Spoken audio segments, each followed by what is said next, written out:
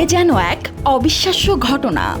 লিবিয়ার হজযাত্রী আমির মাহদি মনসুর আল কাজাসফির জন্য দুবার ফিরে এলো হজ ফ্লাইট। অলৌকিক এই ঘটনাটি ইতিমধ্যেই সামাজিক যোগাযোগ মাধ্যমে আলোচনার কেন্দ্রবিন্দুতে পরিণত হয়েছে। ঘটনাটি ঘটেছিল দুদিন আগে।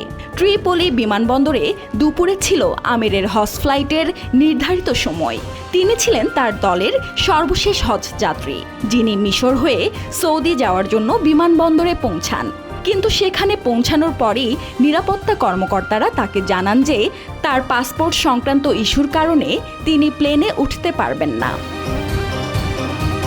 বাকি হজযাত্রীরা বোর্ডিং শেষ করে প্লেনে উঠে গেলেও আমির একা বসে থাকেন। এক নিরাপত্তা কর্মকর্তা তাকে বলেন, সবই আল্লাহর ইচ্ছা, হয়তো এ হজযাত্রা তোমার কপালে ছিল না। কিন্তু এ কথার জবাবে তিনি বলেন, ইনশাল্লাহ প্লেনটি উড়বে না, আবার আসবে। আমার নিয়ত হজ, আমি অবশ্যই যাব।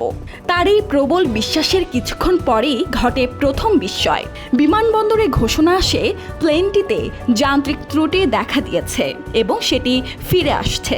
বিমানবন্দরের সবাই বিস্ময়ে হতবাক হয়ে গেলেও পাইলট তখনও আমিরের জন্য দরজা খোলেননি। দ্বিতীয়বারও আমিরকে ছাড়াই উড়ে যায় বিমানটি, কিন্তু মাঝ আকাশে বিমানটি আবারও বিপাকে পড়ে। এবার মৌসুমী ঝোড়ো আবহাওয়ার কারণে বিমান আবারও ফিরে আসে।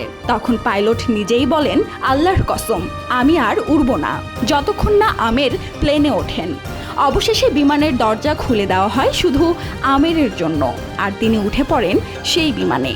সৌদি পৌঁছে আমির মাহদি মনসুর আল কাজাসফি একটি ভিডিও বার্তায় বলেন, আমার আনন্দ ভাষায় প্রকাশযোগ্য নয়। আল্লাহ তার কুদরত দেখিয়েছেন। এই ঘটনাটি যেন আল্লাহর কুদরতের এক জীবন্ত দৃষ্টান্ত হয়ে রইল। সুরাইয়া শুভ্রা, প্রতিদিনের বাংলাদেশ।